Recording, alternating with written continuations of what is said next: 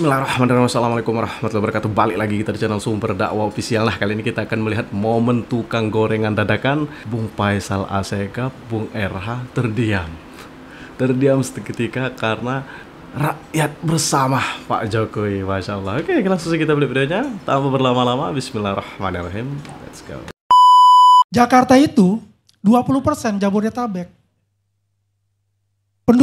Kepadatan penduduk 16.000 sekian. Penduduk Indonesia hanya 141 orang per kilometer. Nah, ini sangat timpang gitu sebetulnya. Dan dibutuhkan ada pemerataan yang dikatakan oleh teman kami mengenai Indonesia sentris. Saya bolak-balik juga untuk ke Samarinda, Balikpapan, ada hubungan bisnis juga di sana. Saya bertanya juga kepada teman-teman di sana. Bagaimana dengan dana IKN? Luar biasa Pak, saya dukung penuh dengan IKN. Karena apa? Pertumbuhan ekonomi kami cukup signifikan. Penerbangan susah Pak masuk ke Balikpapan atau Samarinda sekarang. Dan termahal saya bisa katakan untuk penerbangan 2 jam. Rata-rata 2 juta di atas. Artinya apa? Roda perekonomian itu bergulir di Kalimantan. Kalau ditanyakan dari Mas Faisal mengenai Greenpeace. Satu-satunya daerah di Kalimantan Timur yang mendapatkan carbon trading. Kompensasi carbon trading, itu Kalimantan Timur. Artinya mereka juga memperhatikan dari keseimbangan alam, dari pembangunan IKN itu dengan hutan-hutan yang ada di sana. Ini gak sembarangan lah untuk membangun itu. Jelas sudah ada visibility study-nya untuk itu. Kalau apakah itu akan mangkrak? Ahlul yakin 1000% tidak akan mangkrak. Kenapa? Presiden kita yang akan datang, Prabowo Subianto sudah mengatakan itu. Seorang militer kalau sudah mengatakan A, dia akan laksanakan kata A itu. Tidak akan, ya beda dengan politisi. Di wadah kepentingan mungkin, tapi saya yakin itu akan terlaksana dengan baik. Kemudian, saya juga bertanya salah satu ya mantan gubernur, bagaimana kalau terjadi, misalnya ikan itu mangkrak. Apa dia katakan? Rakyat Kalimantan Timur dengan kekayaannya akan biayai itu. Artinya apa? Itu ada suatu kebanggaan, proud dari Kalimantan Timur khususnya dan umumnya dari Kalimantan. Dan kami dari Indonesia Timur. Ya, itu nanti efek domino dari ekonomi itu akan berjalan. Pertama, IKN dekat dengan Sulawesi. Jelas akan memasuk beras dan kebutuhan lainnya. Dari Jawa pasti akan jauh. Artinya kehidupan dari Indonesia bagian timur itu akan berkembang. Automatically. Inilah yang kita harapkan. Bahwasanya ini kita sebagai anak bangsa jangan pesimis. Boleh kita mengingatkan pemerintah untuk bisa menyelesaikan ini secara kemampuan secara pribadi maupun kemampuan secara nasional. Hari ini ada groundbreaking dari Delonix, 500 miliar untuk membangun hotel dan membangun prasarana-prasarana properti dan lainnya. Kemudian ada Magnum Resort dari Rusia. Kemudian dari pendidikan, Australian International School. Dan itu akan bergulir. Bukan artinya tidak ada yang namanya investor dari luar. Pak Menteri Basuki mengatakan 220 investor, bukan kontraktor ya. Investor, 220 investor. Yang tinggal menunggu realisasinya, tahap-tahapannya. Dan ini harus kita dukung. Dari segi kita sebagai anak bangsa, ya itulah kita bersama-sama dan saya sebagai Wakil Ketua Umum Jokomania akan mendukung penuh pemerintah.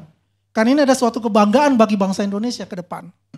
Dan juga kalau kita lihat untuk Kalimantan Timur itu sendiri dan untuk Pulau Kalimantan pada umumnya, ini akan berdiri sejajar dengan Pulau Jawa dalam income pendapatannya. Itu saja Bu. Udah Karni, terima kasih. Ihsan Jawadi, Sekjen Partai Garuda. Siap Bang. Ya terima kasih Bang Karni atas undangannya. Kami hormati para senior-senior. Bicara soal IKN ini, ya sebenarnya ini kan sudah tidak bisa mundur lagi Bang. Ini sudah jadi undang-undang, ya. Dan terlepas dari perdebatan yang ada, kita, ya kami ya, saya khususnya ingin mengapresiasi keberanian Jokowi. Karena pindahnya ibu kota, ini sebenarnya bukan cita-cita Jokowi. Tapi cita-cita dari sejak Presiden pertama Republik Indonesia. Soekarno itu bahkan pada tahun 1957 bulan April itu sudah mempersiapkan ibu kota baru di Palangkaraya di Kalimantan Tengah. Dan bisa dilihat fakta-faktanya hari ini di sana. Kemudian Soeharto juga tahun 1990-an juga mempersiapkan hal yang sama di Jonggol. Kemudian terkena dinamika ekonomi politik dan sebagainya akhirnya tidak jadi. Bahkan Bang Faisal dan para senior, Presiden SBY pun itu sudah mempersiapkan akan memisahkan pusat pemerintahan dan pusat ekonomi. Nah cuman pada saat itu belum terjadi dan Joko Widodo lah ya presiden yang berani mewujudkan itu. Ya pada tahap bulan April 2019 Bang Silver, Joko Widodo memasukkan ini dalam RPJMN 2020-2024. Kemudian dibahas sedemikian rupa, keluarlah Undang-Undang nomor 3 tahun 2022. Artinya ya keberanian ini ya juga harus kita apresiasi. Karena ini bukan hanya untuk sekedar legasi Jokowi. Tapi ini adalah untuk kebaikan bangsa kita saat itu. Ya sudah jadi tren umum lah, semua udah tahu. Indonesia ini sekarang sedang mengalami menuju ke puncak bonus demografi. Di mana usia produktif itu sangat luar biasa. Kalau ini tidak disambut dengan persiapan kita, maka kita akan terjebak selamanya dalam middle income trap. Oleh karena itu butuh terobosan-terobosan yang memang bisa membuat Indonesia akan lebih kuat lagi. Tadi Bang senior saya, Bang Silver sudah mengatakan secara teknis detail sekali. Jumlah pegawainya tahu, bahkan air mineral aja Bang Silver tahu. Artinya itu proyek gak main-main Bang. Ya, itu sangat serius. Gitu. Nah tinggal bagaimana kita mengawasi agar proses pembangunan, prosesnya ini on the right track. Setuju dengan apa yang dikatakan Bang Faisal, ini prosesnya harus transparan. Harus sesuai dengan ide awalnya, smart city, kota yang sangat ramah lingkungan. Ini kan mirip-mirip dengan sebenarnya Bang, ya kalau saya lihat ya, di negara luar itu ini mirip-mirip dengan Mesir. Ya, karena Mesir dari sekarang di Kairo, ibu kotanya itu akan dipindahkan sampai sekarang masih proses ke New Admiral Capital namanya. Jadi membentuk negara atau membentuk kota baru. Sama persis kayak kita. IKN bukan seperti di Malaysia atau di lain. Dan prosesnya juga di Mesir sampai sekarang belum selesai Bang. Ya. Dan memindahkan ibu kota juga benar. Kalau kata Pak Jokowi itu ya harus semua. Kalau saya ya diksi saya lebih tepatnya Bang Karni. Itu lebih berhati-hati aja. Karena ya semua kebijakan begitu perpres itu ditandatanganin. Itu akan ada breakdown dan konsekuensinya. Jangan sampai di bawah antar kementerian belum selesai, infrastrukturnya belum siap, ekosistemnya belum ada dan sebagainya. Ini barang sudah ditandatanganin. Akhirnya apa? Akan ada permasalahan di belakang hari. Tapi poinnya Bang Karni, ya ini adalah momentum kita bersama. Apalagi Pak Prabowo dalam sidang kabinet terbatas paripurna tanggal 12 Agustus 2024 kemarin, itu tegas menyatakan bahwa beliau akan melanjutkan pembangunan IKN. Nah bagaimana teknisnya Bang sekarang? Ya memang tadi sudah di spill ya sama Bang Twitter bahwa ya kita ini menyiapkan pondasi-pondasinya, kita menyiapkan jalannya, kita menyiapkan regulasi yang baik. Sehingga para investor yang menurut riset kami per tadi sore itu sudah ada 30-an MOU yang akan groundbreaking dan ada sebagian juga sudah. Ini bisa berjalan sebagaimana mestinya.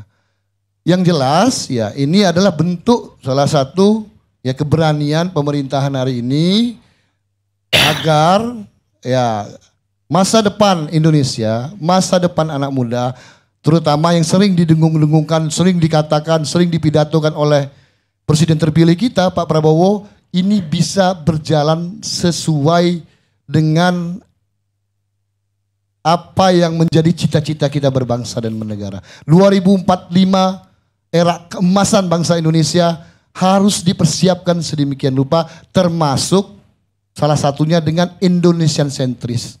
Indonesia sentris itu ya salah satu buktinya adalah IKN, pembangunan, multiplier efeknya besar sekali Bang. Tingkat perekonomian akan naik ya dengan sendirinya itu secara alami orang akan terjadi perpindahan kemudian juga banyak